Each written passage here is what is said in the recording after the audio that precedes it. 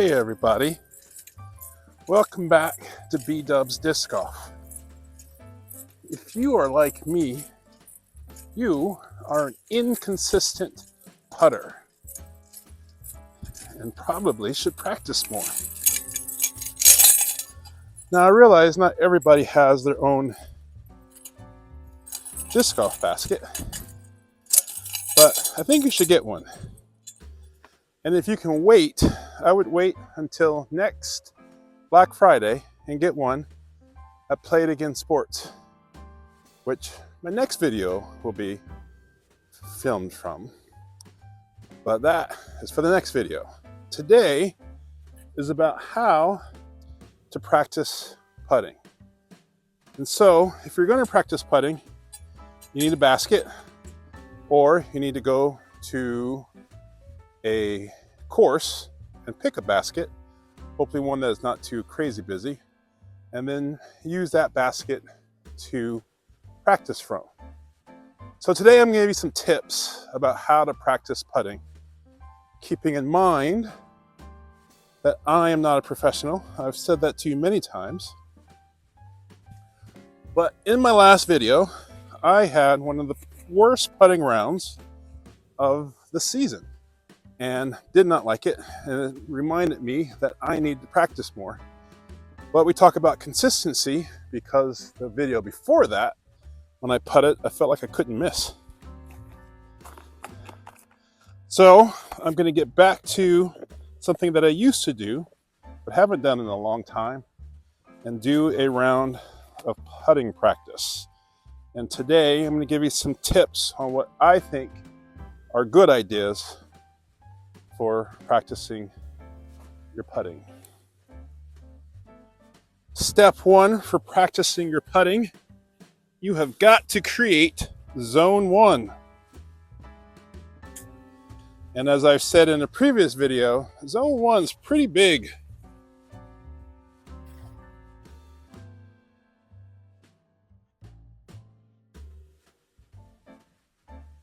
The good news is that circle one is pretty big, which is great news if you're trying to hit circle one with a disc.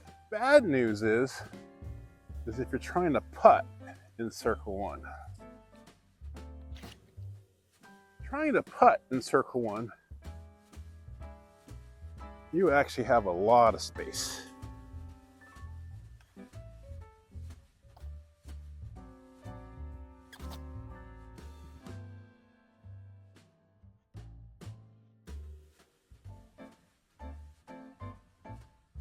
You ever play disc golf and someone asks, hey, am I in circle or am I not out of the circle? And if you're not clear on that, the reason why people are asking that is because if you are in circle one, when you putt, your lead foot has to stay stationary until the disc comes at rest in the basket. If you are in circle two, you can actually jump putt to the basket. Problem with asking your card mates whether or not you're in circle one or not is that I find that most people are either going to overestimate or underestimate the size of circle one.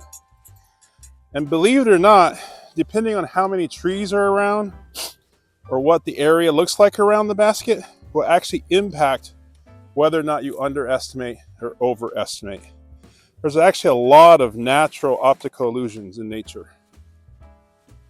True facts. So my opinion is if you're playing disc golf and everyone says you're on the edge or you're close or you can't really tell, my recommendation is you always putt as if you're in circle one, and that way there's no issue about it. The other thing that I recommend, walk off circle one. So I have marked circle one edge with a measuring tape. Look at how far away I am from this basket. This is still circle one. So I do a normal walk. So this is a tip to do a normal walk from the edge of circle one. That way you always know when you're out in the real world whether or not you're in circle one.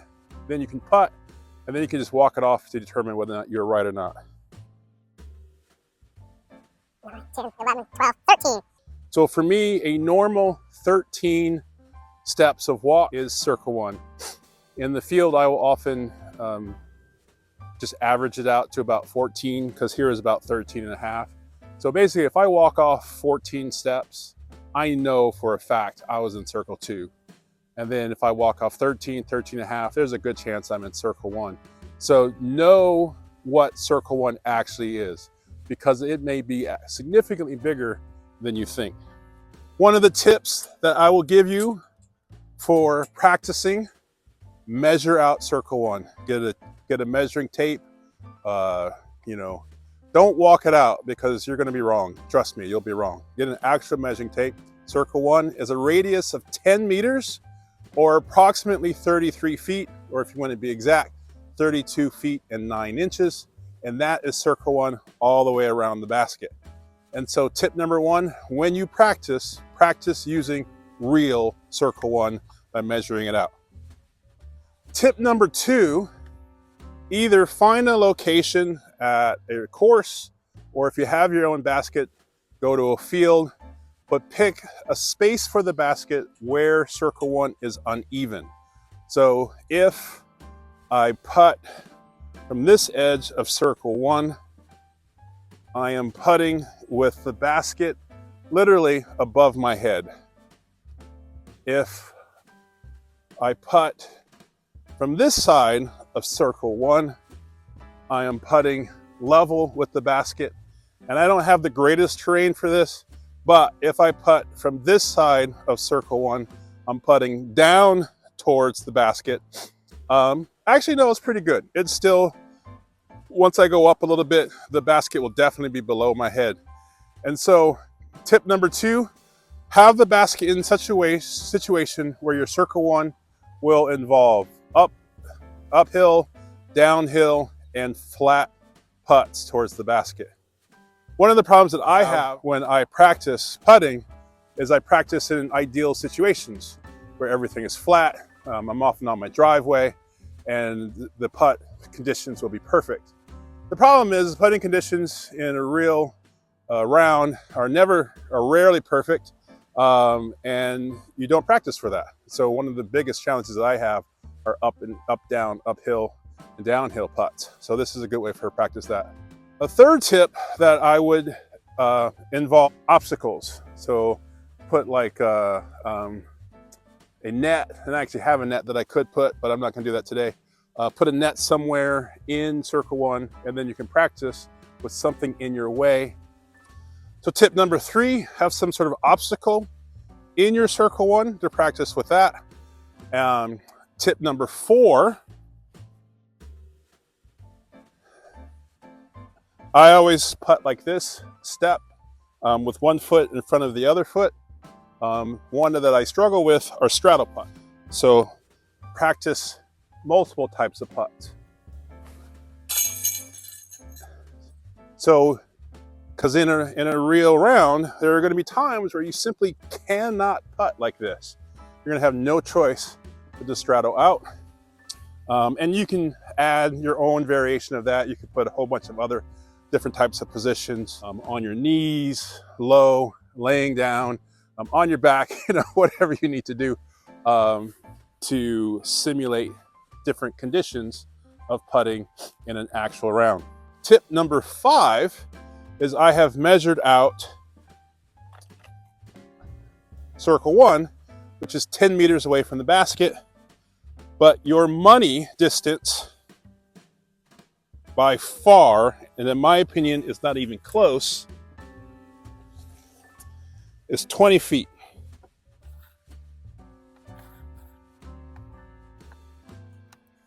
So right now I am standing 20 feet from the basket. I am well within circle one. I should be a 90% chance of making this putt from 20 feet. I would contend that if you can make every putt from 20 feet in, your score will go down immediately. And I would further contend that basically this is the actual circle that everyone, if they want to improve their putting game, improve their score in playing, you have got to be deadly from 20 feet in to the basket, because there is nothing worse, in my opinion, where you are 15 feet away from the basket. It should be a super almost tap in, and you miss it, and you miss it for birdie, or you miss it for par, or God forbid you miss it for bogey. So tip number 5 is practice the most from 20 feet in. Now, obviously, making 33-foot putts are awesome. They're great. Everyone applauds you, and you're doing great when you do that. And everyone's like, oh my God, that's awesome. I recently had a video where I sunk a 60-footer, and that was amazing. But your bread and butter is right here, 20 feet. Because these are the misses that you remember for the rest of the round, for the rest of the day. I don't know, maybe for the rest of your life. You gotta make it from 20 feet. Brett's 5 tips for putting practice. How to place your basket in a place, or practice at a place where the basket is on a hill and unevenness. So you can practice going uphill, downhill, and flat. You need to recreate real life conditions as opposed to just perfect practice conditions. You need to practice with circle 1. You have to know what circle 1 is. It's amazing how often people overestimate or underestimate the actual size of circle 1. Circle 1 is pretty big. Again, great for upshots. It's a disadvantage when you're trying to make a putt. Number 3, I think you should have some obstacles in your putting practice so that you can simulate trees or rocks or bushes that are often in your way. 4, you need to make sure that you're practicing different stances. So straddle putt, lead foot putt, you need to practice. Now, some people would tell you if you wanted to add something like spin putts or a push putt. I don't push putt very well. But there are situations where a spin putt is actually quite dangerous, especially if you have a serious death putt.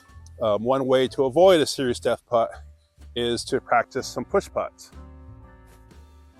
Again, I'm not good at push putting, so maybe I should practice more push putting. Or instead of being scared of a death putt, you just stick to your spin, you stick to your guns, and you practice with some confidence. And if you miss, you miss. Or if you miss the basket entirely, death putt, you miss it. It's no big deal. But, you know, people may disagree with me about whether or not you need to practice push putting and spin putting. I don't practice push putting, but when I do practice, and I'll be honest with you, I don't practice a lot, I practice these other things. And I'm very fortunate to be able to have gotten this for half off at a Black Friday sale at Play It Again. And then lastly, but not leastly, you have to be deadly at 20 feet and in, because this is your money shot. This is where your bread and butter is being made when it comes to making birdies or saving that par. Because if you can make it 20 feet or less, your score is going to go down immediately. And I just don't think practicing way out here, unless you're a pro, I just don't think people are going to practice enough to dial this distance to perfection. I think you can practice 20 feet enough to dial this into almost perfection. That's all I have for today. I actually could do another video if I wanted to, because off the top of my head, I can think of other tips for practicing putting. But I'm going to stick with that for now. Rain's starting a little bit, but this was a little short how-to video. The next video will also be a how-to video, so hope you enjoy that. As always, thanks for watching. If you see me out there playing on the course, don't forget to say hey, and always don't forget to like and subscribe. Appreciate you all, and see you next time.